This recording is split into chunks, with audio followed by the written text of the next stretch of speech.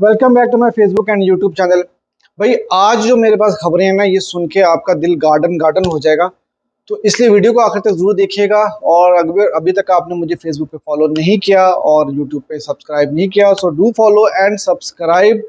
और पहली खबर मैं आपके साथ शेयर करता हूँ। सबसे पहली खबर है लुइस सुआरेज़ के बारे में कि भाईजान लुइस सुआरेज़ जो है वो इंटर मियामी को ज्वाइन कर रहे हैं। और इस चीज़ को की कंफर्मेशन जो है वो फैब्रिजियो रोमानो ने दे दिया है, क्योंकि अब विंटर विंडो ऑलमोस्ट स्टार्ट होने को है। और फैब्रिजियो रोमानो इस बार फिर खबरों में जो है वो बहुत ज़्यादा रहेंगे, क्योंकि जितनी भी बड़ी बड़ी साइनिंग्स होती हैं या छोटी मोटी साइनिंग्स भी होती हैं, वो सारी की सारी फैब्रिजियो रोमानो अपने सोशल मीडिया अकाउंट्स के ऊपर उसको अनाउंस जरूर करते हैं और उस खबर को ऑथेंटिक समझा जाता है। तो उन्होंने ये खबर दी है कि लुइस सुआरेज़ इंटर मियामी को ज्वाइन करने जा रहे हैं, जहाँ पे ऑलरेडी लियोनेल मेसी भी हैं, उसके बाद जॉर्डी अल्बा, सेर्जियो बुस्केट्स भी हैं, और अब farmer Barcelona player Luis Suarez भी उनको ज्वाइन करेंगे। तो अगर हम ये कहें कि इंटर मियामी प्राइम बार्सिलोना बनती चली जा रही है, तो शायद ये गलत नहीं होगा। और एक और खबर इसके साथ ये जुड़ी हुई है कि मेसी और सुआरेज़ ये डिसाइड करने की कोशिश कर रहे हैं कि वो दोनों एक साथ फुटबॉल से रिटायर होना चाहते हैं। तो आप इस चीज़ से अंदाज़ा लगा सकते हैं कि दोनों की फ्रेंडशिप कितनी स्ट्रांग है। और ये फ्रेंडशिप वहाँ पे स्टार्ट हुई थी जब सुआरेज़ ने बार्सिलोना को ज्वाइन किया था। और उस वक्त सुआरेज़ को जहाँ पर लिवरपूल में उनको एक्सेप्ट नहीं कर रहा था, और उन्होंने जो हरकत की थी 2014 के वर्ल्ड कप में, जहाँ पे चिलिनी को उन्होंने काट दिया था पकड़ के, तो उसके बाद से बहुत सारी कंट्रोवर्सी जुड़ गई थी और उनका कैरियर ऑलमोस्ट खत्म होने को था। तो लेकिन बार्सिलोना ने उनका कैरियर को दोबारा से उठाया, और मेसी के पास जब वो आए बार्सिलोना में, जब उन्होंने ज्वाइन किया मेसी को, तो वहाँ पर मेसी और सुआरेज़ की दोस्ती ऐसी दोस्ती बन गई कि जिसकी मिसालें शायद फुटबॉल की दुनिया में आने वाले वक्त में दी जाएंगी। अब दूसरी जो बहुत बड़ी खबर है वो ये है कि पेप गार्डियोला की मैनचेस्टर सिटी ने क्लब वर्ल्ड कप जीत लिया है। और यही एक चीज़ बाकी रह गई थी मेरे ख्याल में, क्योंकि ट्रेबल तो ऑलरेडी कंप्लीट कर चुकी है मैनचेस्टर सिटी। बाकी सारी की सारी ट्रॉफीज ऑलरेडी अपने नाम कर चुकी हुई थी। एक ये ट्रॉफी जो है वो बाकी रह गई थी। और पेप गार्डियोला ये ट्रॉफी 2 दफ़ा बार्सिलोना के साथ जीत चुके हैं, एक दफ़ा बायर्न म्यूनिख के साथ जीत चुके हैं, और एक सिटी एक क्लब ऐसा था जहां पर ये ट्रॉफी उन्होंने अभी तक नहीं जीती थी, तो वो भी उन्होंने ये ट्रॉफी बड़े आराम से फाइनल में 4-0 से मार्सेलो की टीम को हराया। और हराने के बाद से ये ट्रॉफी अपने नाम की। और सिर्फ यहाँ पे पेप गार्डियोला की बात ही नहीं मैं करूंगा, बल्कि जूलियन अल्वारेस का नाम जो है वो भी मैं जरूर लेना चाहूंगा कि भाई ये बंदा जिस जगह पर भी जाता है, जहां पर भी जाता है, जिस क्लब को भी ज्वाइन करता है, जिस टीम को भी ज्वाइन करता है, वो टीम ऑटोमेटिकली जो है वो ट्रॉफी जीतना शुरू कर देती है। और जूलियन अल्वारेस जो है वो एक ऐसा नाम बन चुके हैं फुटबॉल की दुनिया में कि जहां पर भी वो जाते हैं तो ट्रॉफीज जो है वो गारंटीड हो जाती हैं। चाहे आप अर्जेंटीनियन लीग देख लें तो वहां पर उन्होंने बेशुमार ट्रॉफीज जीती, सारी की सारी ट्रॉफीज जीत गए वो। उसके बाद अर्जेंटीना नेशनल टीम की बात करें तो वहां पर उन्होंने वर्ल्ड कप भी जीता, फाइनलिज्मा भी जीत लिया, कोपा अमेरिका भी जीत लिया।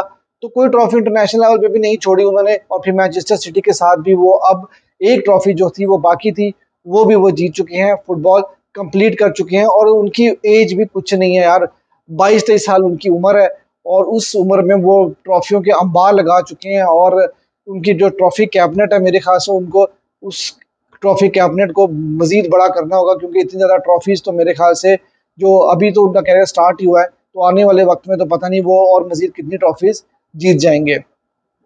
अब आगे अगर हम बात करें तो भाई लेजेंड क्रिस्टियानो रोनाल्डो के बारे में बड़ी इंपॉर्टेंट खबर है कि भाई जब से वो सऊदी लीग उन्होंने ज्वाइन की है, और मुझे बड़ी खुशी है पर्सनली, क्योंकि एक प्लेयर जिसने सारी ज़िंदगी बहुत डिटर्मिनेशन और मेहनत के साथ फुटबॉल खेली, और फिर मैनचेस्टर यूनाइटेड को ज्वाइन करने के बाद उनके करियर में एक डाउनफॉल आता है काफ़ी बड़ा सा, और वहाँ पे लग रहा था कि जी रोनाल्डो का कैरियर ख़त्म हो गया और यूरोपियन कैरियर के बाद उनके पास आखिर बचा ही क्या है। क्योंकि जब वो उन्होंने अनाउंस किया कि वो सऊदी लीग को ज्वाइन करें, तो उस वक्त कहा गया था कि ठीक है यार, अब रोनाल्डो जो है वो सऊदी लीग ही ज्वाइन करना बनता उनके लिए, क्योंकि जिस समय मैनचेस्टर यूनाइटेड में उनको ट्रीट किया गया या उनकी जो परफॉर्मेंस रही थी, उसके बाद से यही कहा जा रहा था कि यार रोनाल्डो तो अब ऑलरेडी फिनिश हो चुके हैं। लेकिन भाई सऊदी अरेबियन लीग में जब वो गए, और वहां पर जाने के बाद बाकी प्लेयर्स ने भी सऊदी लीग को ज्वाइन करना शुरू किया। और याद रहे कि रोनाल्डो ने भी कहा था कि ये लीग आने वाले अगले 5 सालों में यूरोप की लीग को टक्कर देगी, ये बात उन्होंने कही थी। और अब उसी लीग में वो कामयाबी के झंडे गाड़े, 51 गोल स्कोर कर चुके हैं वो। और उनको एक गोल और स्कोर करना है, तो उसके बाद से वो 2023 में के सीजन में हाईएस्ट गोल स्कोरर बन जाएंगे। तो एक प्लेयर जो 39 इयर्स की एज में भी इतने गोल स्कोर कर रहा है और इतना कुछ अचीव कर रहा है, तो यार हैट्स ऑफ टू हिम। और मेसी और रोनाल्डो ने जितना फुटबॉल फैंस को एंटरटेन किया है, जितनी खुशियां इन दोनों प्लेयर्स ने इन फैंस को दी हैं जो इस गेम के साथ जुड़े हुए हैं, मैं नहीं समझता कि शायद आने वाले अगले 25 30 50 सालों में कोई ऐसा प्लेयर आएगा जो इतनी सक्सेस हासिल करेगा और फैंस उनके साथ जो है वो इतनी मोहब्बत के साथ जुड़े रहेंगे।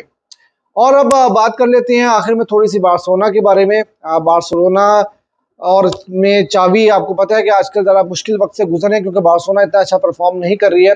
और अब ये खबर निकल के सामने आ रही है कि जॉ फिलिक्स, जो कि आप जानते हैं कि जब उन्होंने बार्सिलोना को ज्वाइन किया था तो उनका कैरियर काफ़ी, उनका जो सीजन था काफ़ी अच्छा जा रहा था, लेकिन अब डाउट्स क्रिएट होने शुरू हो चुके हैं चावी के माइंड में भी, मैनेजमेंट के माइंड में भी, कि यार उनकी परफॉर्मेंस इतनी अच्छी नहीं रही, जो उनसे एक्सपेक्टेशन लगाई हुई थी उन एक्सपेक्टेशंस के ऊपर वो पूरा नहीं उतर रहे।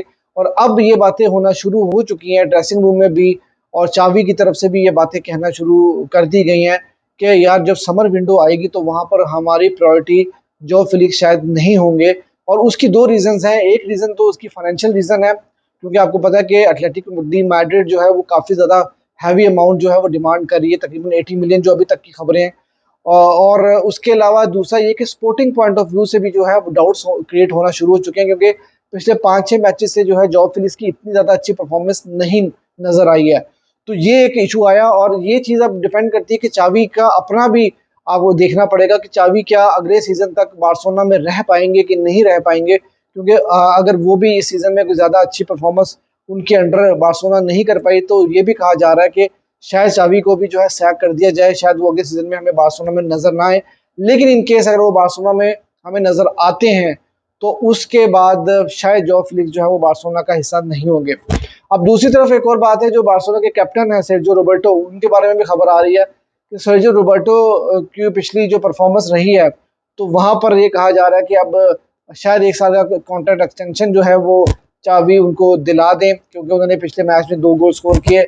आई एम नॉट कन्विंस, लेकिन ये तो हर एक की अपना अपना ओपिनियन है। और दूसरी बात ये भी है कि उनको एसी मिलान से भी ऑफर है, लेकिन उन्होंने अपने एजेंट को ये बात कही है कि भाई अभी किसी भी ऑफर को नहीं सुनना, अप्रैल मई तक आप खामोशी से बैठें, अप्रैल मई तक आपने किसी से कोई नेगोशिएट नहीं करना।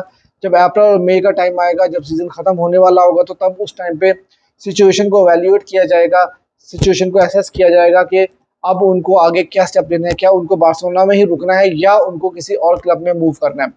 तो ये सारी खबरें थी आज आपके लिए।